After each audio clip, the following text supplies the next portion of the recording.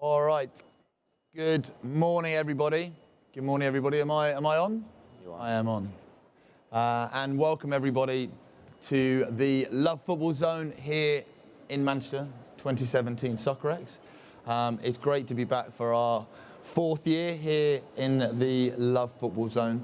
Over the last year, myself, my colleagues Jen and Dan and Simon as well, who is unfortunately still stuck on a training coming up from London, have very much enjoyed looking at what we should bring to the Love Football Zone in regards topics and contents. And what we always like to do here at the Love Football Zone is give you a little insight into both what we have to look forward to over the next 3 days, and also as a little add-on, I thought it'd be nice just to have a little chat around our own personal highlights around using football as that kind of tool for community development, and using football to engage as many, both young people, old people, through women's sport, different elements of sport. So that's what I thought we'd do to kick off this morning. So, but before we do that, Dan, great to be with you again here in the Love Football Zone. What is the aim of this zone over the next 3 days?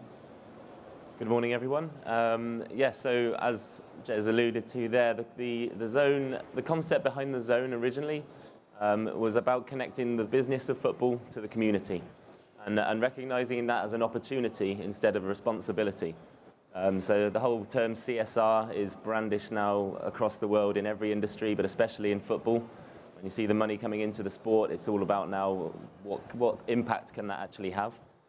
So yeah, this was really a coming together of like-minded people that thought, actually, let's celebrate the opportunity by connecting the corporate world to the community, and actually be a translation actually for what's going on. Because most of the time there's so many amazing things happening around us in the streets, but actually the world, the business of football, don't actually get to hear it because they're so consumed by the everyday work that they have. So football's social opportunity, I think, is what it's all about. So we're joined by some amazing partners in the Love Football Zone. Thank you all for being here. And for anyone that's walking around, I encourage you to come and speak to them and learn about these projects and everything that they're doing. Because it's really about changing the way that the football is perceived and can be sustainable, more sustainable for the future. That's great. And obviously over the next 3 days we have a whole variety of panels. As every year, there's been quite a big focus on women's football within the Love Football Zone. Jen, it's great to have you back here again. I know we've got Jill Scott coming this afternoon. You're going to be chatting to her. I've heard straight off the football pitch. Yes, so they've got a friendly at 1 o'clock today, yeah, so she have. said, is it all right if I turn up in my tracksuit? Well, I'm straight off the M62 with a 2-hour delay, so I'm hardly smart either. Yeah, so I think it would be just quite nice to know, obviously, what's been the highlight of the year in regards to women's football? I know kind of throwing that question at you quite quickly, but... Well, I guess you can't really get past the Euros, and there's sort of a two-pronged thing there, I guess, looking at it with my British head on. It was brilliant to see Scotland at a big tournament for the first time, although it didn't start too well for them, losing to England 6-0. And then England beat France in the quarterfinals, a bit earlier than they expected to play them, but that was the first time they'd beaten France in 43 years. So that was a big sort of hoodoo, or as Howard Wilkinson would say, bizarrely, a monkey on their back. So they got that out of the way. They lost to the Netherlands in the semi-final, so I was in a proper huff for a few days. I hate football, I was thinking, and then I went to the final in Enschede. And it was a phenomenal experience. The Dutch really, they love a party, and they're joyous, and they love their football, and they're enthusiastic, and all those things came out on the pitch as well. And the Danes they had a go, and it was just a phenomenal football match. It was, 4 goals in the first 30 minutes, and the atmosphere and the celebrations afterwards really lifted my spirits, and a big future for some of those players and for the women's game. And it's great that we're actually kicking off our Love Football Zone panel here discussing coaching. And we've got Vicky Jepson from Liverpool Football Club, who's going to be discussing her own coaching pathway and her views on football coaching, alongside Jack Walton from the FA. From a personal point of view, I spend most of my year working for the Premier League on their international football development programme called Premier Skills, and we celebrated 10 years of that programme this year. And we've got a short video now just to show you that we pulled together in both South Africa and India to highlight the positive work that Premier Skills has been having over the last 10 years. If we want to play the video. Or stare at Jen.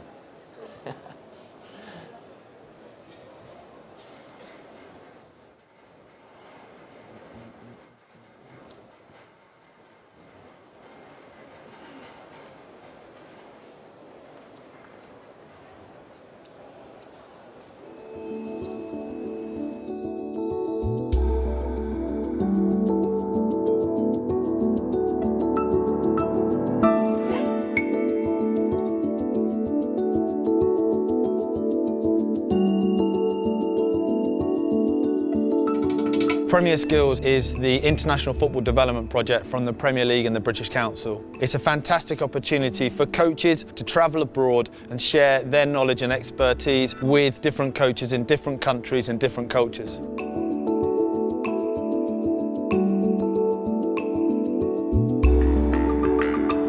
I really enjoy Premier Skills. It has come to our country and made us realize how important community development is. I've gained so much knowledge from it because education is important for me, and I think they've empowered me to give back to the community.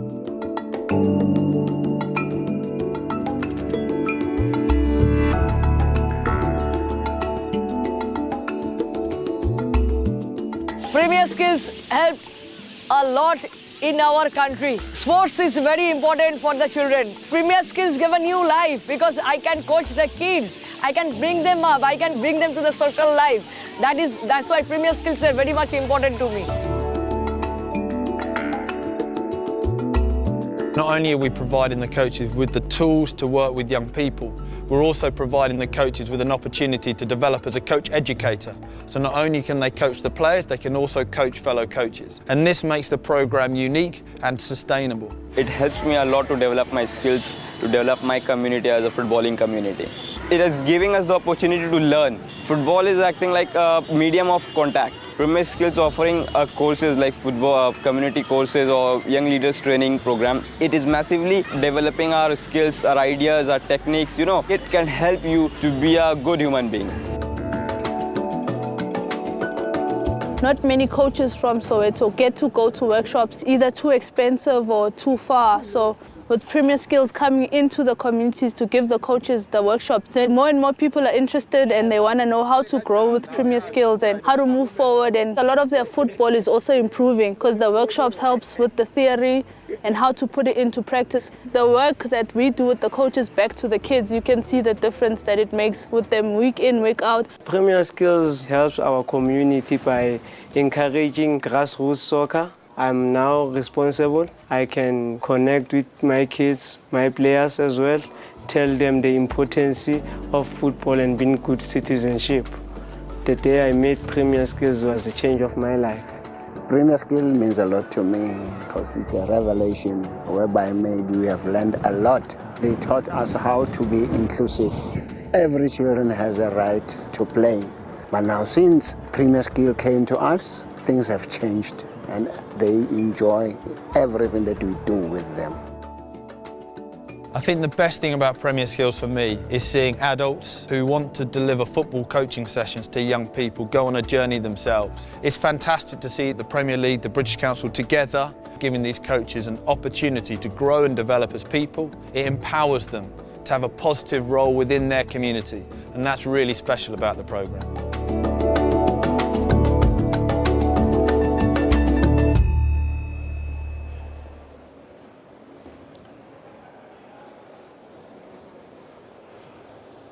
Okay, so just a little insight on what my year has been kind of focused on our 10 years kind of celebration of Premier Skills. Dan, I was with you yesterday at our Soccerex football festival, where we had a great display of both freestyle football and street soccer. I know it's been a busy year for you as well. Just kind of, in summary, kind of what have you been up to over the year and what are you looking forward to? So for me, I'm going to be a little bit greedy and say two things, but wrap it up into the last 2 weeks. Basically, the last 2 weeks, for those who I have not met before, the majority of my focus is on the world of street soccer and freestyle football, and developing this as a lifestyle and a sport and a way of life, basically, for more young people around the world. So the last 2 weeks, we've just had the World Open, which I'm joined here by my good friend and colleague Lucas O in the back there. Produces this all the way from in Prague every year for the last 8 years, and we welcomed 54 countries, over 300 athletes to come in and basically bring them together. It was a big freestyle holiday, basically. But what it showed us was this community spirit and this family that's in the streets, all because of a ball. And it brought everyone together. It was a really amazing experience. And then obviously yesterday, you mentioned we had, for the first time, the World Cup for 3v3 street soccer alongside the European Freestyle Championship. So again, for me, it's all about community and bringing people together, and that's what's been highlighted this year. Going forward, a couple of snapshots. I'm very excited for next year. I saw John's here somewhere. I'm going to be joining up with the guys and helping out over at the Street Child World Cup before the World Cup kicks off next year. So looking forward to that coming up. And I'm also helping to set up with Brentford Football Club, their Down Syndrome Football Club. So another few exciting offshoots that I just get involved with. Yeah, no, that's great. And myself, Jen, Dan, and our colleague Simon from Connect Sport will be here over the next 3 days. So please come and grab us, have a chat about anything to do with football community, football development, women's football, all these different elements that we kind of incorporate into the Love Football Zone. So.